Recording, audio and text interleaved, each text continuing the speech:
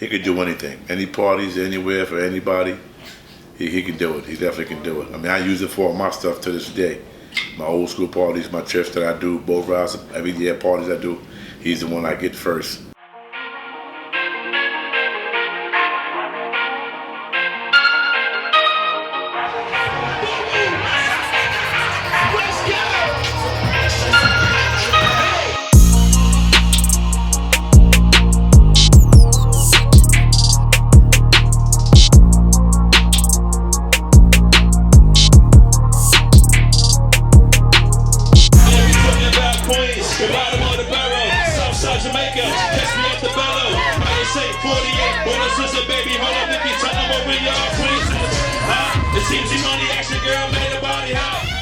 I go by the name of DJ-Gmoney. I am a DJ, producer, podcaster, part-time artist, depending on how you want to spin it. Oh yeah, we talking about Queens, the bottom of the barrel, Southside Jamaica, you can catch me at the Bellow. They don't want to see me clap, do the little dance when I walk in the spot. Oh, hey. Growing up in Southside Queens was dope, man. Especially hearing the stories about my pops and just living a regular kid life. I played basketball, I played sports, hanging out with friends, going to school in Queens. So yeah, man, that's where I got a lot of my first, played ball right here, at one of the crates or on the rim right here, riding bikes on the block. A lot of cool memories, a lot of friends, you know what I'm saying? I grew up with a lot of, this whole block used to be crazy, you know what I'm saying? Growing up here was so dope, man. This is the block that I always talk about. You see my Instagram, DJ-Gmoney 156, it's for a reason, you know what I'm saying? G-Money, you know what I'm saying? Young legend, best DJ around here. He been DJing for us since we was kids. Facts. In the backyard with the dirt, the dirt backyard. Have a little fun in here now, alright? Let's have a little fun in here when it's on the set. Good, I had to come check my boy. This is like my best friend growing up. He lived next door from me. Two houses down? Yeah, about 2 or 3. About 2 or 3 houses down. Yeah. I was actually one of the first. I was the first one when D got his DJ equipment. Oh, talk about it. Like, I was there with, OG Muck. G opened the gifts up, man, had the turntable for the first time.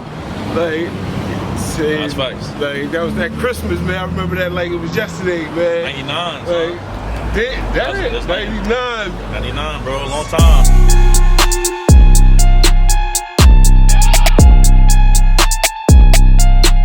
Saw it in him as a potential when he did my nephew's first party in the projects. A lot of folks know about them projects, they're the 40 PJs. So everybody know I was a DJ, so then when I heard DJ-Gmoney was DJing, people wanted to call him up for parties and stuff like that. So, I think I seen a knack with him even after that, how serious he started taking it.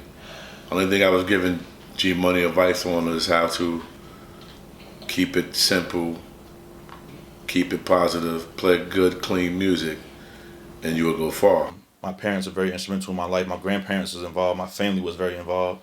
So they didn't let me do anything crazy, anything left field. It was very on top of my schoolwork, very on top of even my DJ career. My mom and my dad are my biggest critics. I can recall playing it in the room, practicing for a couple hours, and then my mom would come in the room and be like, "What are you doing? You sound crazy." We went to the store for Christmas, and his father wanted him to buy a cheap one for $300, and then I was gonna get that actually, and then his father said in the store, "We gotta get the Techniques 1200, we gotta get Gemini, I'm like, listen, he's only 11 years old, almost 12. We're not gonna sit here and buy him all this equipment." But eventually we did end up buying and spending $2,500 on equipment for him to DJ. We brought it home, and we left them in a room, went food shopping. Father gave him one cube to just have an ear for the equipment. And we left them, we went food shopping, came back home, and we was like, "Ooh, that's a radio playing?" And it was like in the room, like, "Oh shit, that's G." That's where it all got started. I think I had my first turntable set like right here. It was obviously this is like Dawson's room right now, so when he's over here, grandma and grandpa takes care of him, so don't mind the stuff. But I think my first set was like facing this way. I was standing behind Sarah here. I had my little Technique 1200s. I had my Gemini speakers. So like my first day DJing was right in this area right here. Actually my first turntable is right here though. You know, mom's them still got it. Well, actually, the one we had, we lost it. So she bought another one to replace it. But this is the Fisher Price turntable she was talking about. When I was about Dawson age, I first started DJing. I had this joint right here. You know what I'm saying? I remember his first mixtape, yo. Like, I think it's called We Mean Business, and yo, his DJ voice was like not lit yet. Yo, that shit was dry. Like, it was like DJ-Gmoney. We Mean Business. That shit was weak. Like, but then like you could hear the progression after we did like 2 more tapes and shit like that, and we just kept building and building and really putting the time in to get these songs and like help from people like Stack Bundles. Like when he was coming up and he would give us the shit that Clue never had. Like we get all these exclusives and yeah, we just sell mixtapes like from New York to fucking Japan like all the time. But G just had that drive and just wanted to be better. And by the third mixtape, bro, that shit was like guap season. One good situation I remember with him. It's when we was doing the Baggy song, and it's one of the first times I ever heard him go crazy. I sent him the beat, and he just texted me so many flames. He called me, he just sent voice notes. So shout out to my boy, man, and that's just one of many that's gonna come. The runway, we here.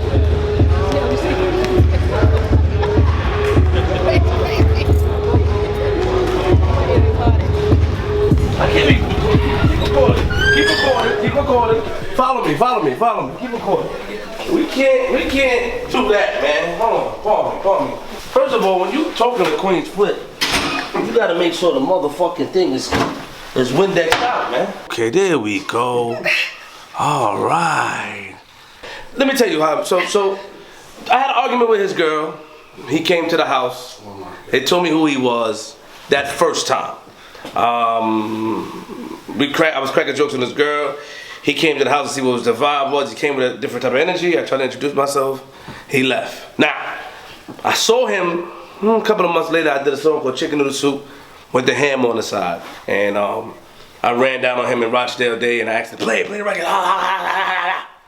He put it on and from there it was history. Just getting started, man. Yes. I'm ready to get crazy, man. Let's go.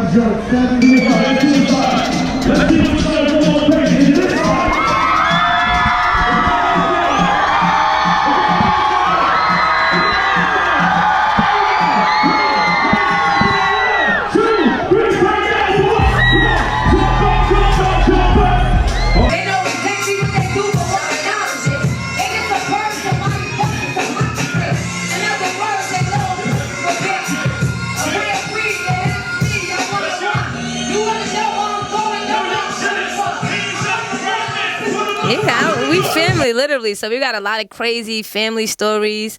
But as of lately, we just been hitting these shows up. G be DJing the set. We be shutting the spot down. Stop all that fake industry. Let me get a radio DJ and the sets be the same.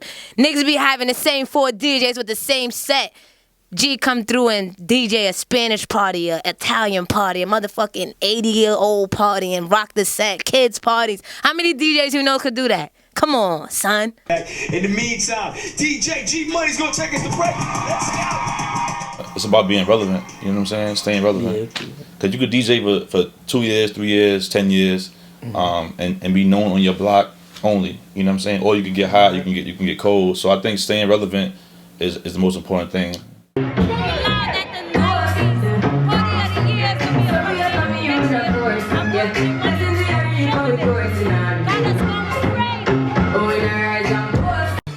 Yo, we here, man. DJ-Gmoney, Mr. 8000, our annual back-to-school event. G-Money, Showing Hearts, Coalition Kids, 103rd Precinct. You see what it is? The park is packed. We got to all the famous, all the kids that's out here. We appreciate y'all. We're giving away over 1,000 book bags this year, so it's going to be crazy.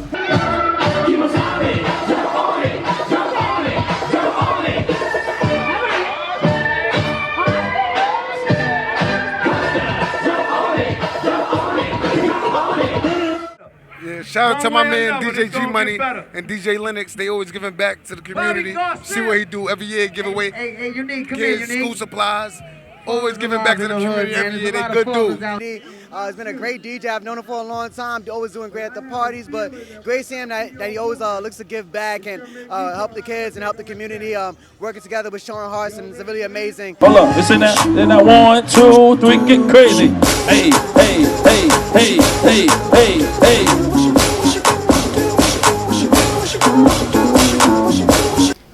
My daddy brings me to the movie theater and he teaches me how to DJ. Oh, he teaches you how to DJ? Do you like DJing? Yes. Why do you like DJing? Because I like to DJ. It's very hard to find a work-life balance. My son Dawson is great. That guy has like a million personalities. I like to DJ. You think you're better DJ than Dad? Yeah. What? You better than me? I definitely try to make time for him when I can, because I feel like he's up next. I feel like he has a lot of potential, a lot of talent. So, you know, it's only right that I put my my time and effort into my son. You know, he's very good at the sports and DJing. He's pretty talented. You know what I mean? He loves to perform and host parties, and he loves to play drums. He loves to play, you know, anything fun. So, but he's pretty good at it. So I definitely want to put more time into him and get some more content from him coming soon. He's the greatest daddy ever. Yo, you're now listening to the sounds of DJ-Gmoney. DJ-Gmoney. G-Money. Check it out, my man DJ G-Money. Alright? Hey, it's your girl Miss Carrie, baby. You're checking out my man DJ-Gmoney.